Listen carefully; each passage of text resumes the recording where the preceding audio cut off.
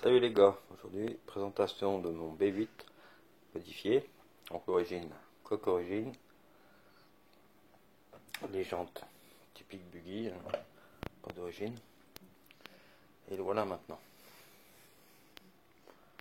Donc puce typée MT, les roues,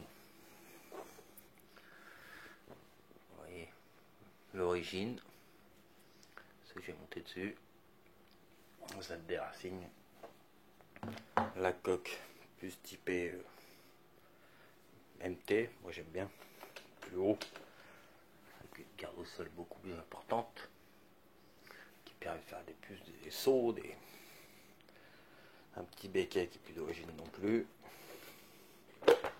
Pour l'intérieur,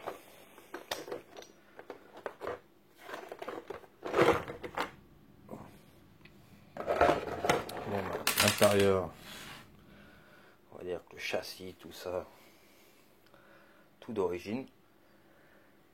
Là, le Vario qui a été modifié, c'est un 150 ampères qui Kron. 150 ampères, je fais des problèmes d'origine. Le moteur,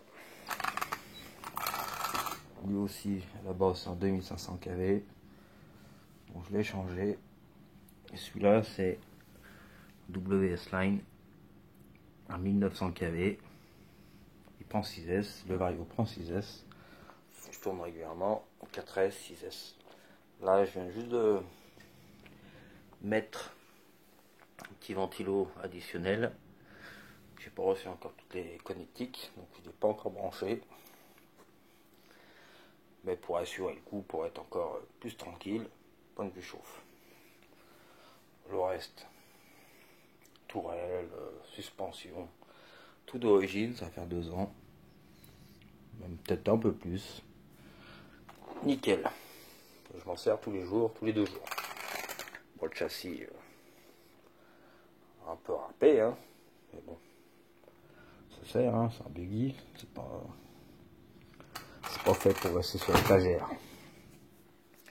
Donc là j'ai mis à l'avant 40 000 en CST, en huile de diff, au milieu la 100 000 et à l'arrière la 20 000. C'est le conseil de Mani et c'est vrai que j'en suis bien content. C'est vrai que bon, après c'est une question d'habitude, hein, mais je me suis habitué du début quasiment à ça et c'est vrai que je m'éclate tous les jours, tous les 2 jours quand il fait beau, 2-3 packs. Là, je suis là en passer 2 tout à l'heure. Donc en lipo, celle-là elle est en train de charger. Donc celle-là c'est une 6S WS Line aussi de chez Vartel. Et là j'ai une 4S 7002 50C de chez Vartel aussi. Et puis j'en ai encore une ou 2 autres en 6S, pareil, S-Line. Donc voilà, c'était juste pour faire un petit tour, pour ceux que ça intéresse. Donc une super machine, hein.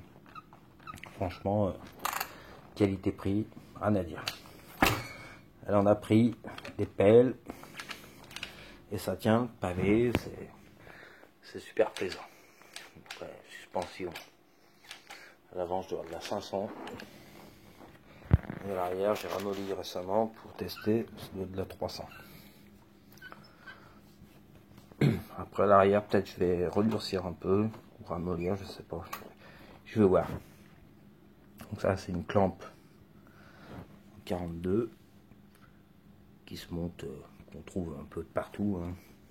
Moi, je l'ai acheté sur Amazon, 5 €, 6 € le truc. Je sais pas si ça fait vraiment effet, mais bon. C'est toujours... Ah oui, si, j'ai modifié aussi. Par rapport à l'origine, c'était DIN. Donc les DIN, souvent des problèmes de contact, de chauffe. C'est la galère à enlever. Donc j'ai tout passé en EC5. Comme ça, on est tranquille. Ça tient bien les ampérages. Pas de soucis. Donc je vous dis, plus de 2 ans, on va dire, à m'en servir tous les jours. Tous les 2 jours. Des sauts, des backflips, des... Rien à dire. Pas beaucoup de casse. Où j'ai cassé une fois celui-là. Et une fois, j'ai dû casser le train d'axe arrière, là, comment on appelle ça, les cales de train arrière. Après, il y avait des arbres qui étaient vraiment coupés à ras le sol, et j'ai pas vu, je suis en pleine balle dans le triangle. J'ai cassé une cale avant, mais voilà. Sinon, très bien. Franchement, si vous hésitez, vous cherchez un modèle qui tient la route, qui est pas très cher d'origine. Après, si vous restez d'origine avec le 2500 kV, descendez un ou deux dents de pignon, on va dire 15-16, pour éviter les surchauffes du vario. Bon, c'est ce que dit le début le problème. Donc maintenant, je passe les 150 ampères, je prends les 6S. Bon, 6S, ça marche encore beaucoup mieux. Mais 4S, c'est déjà quoi s'éclater. Voilà, pour les gens qui sont intéressés par un B8 à la base. Bon, après, il faut remettre des petits trous, hein, parce que comme ça, c'est un peu bizarre.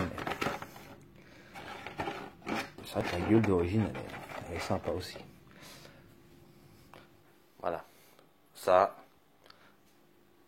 avec ces petits trous, de temps en temps, hein, j'y refais, hein, je remets d'origine buggy. C'est vrai que c'est peut mieux exploiter la puissance totale, parce que là, avec les grosses roues qui accrochent beaucoup plus, qui sont beaucoup plus molles, ça accroche beaucoup plus,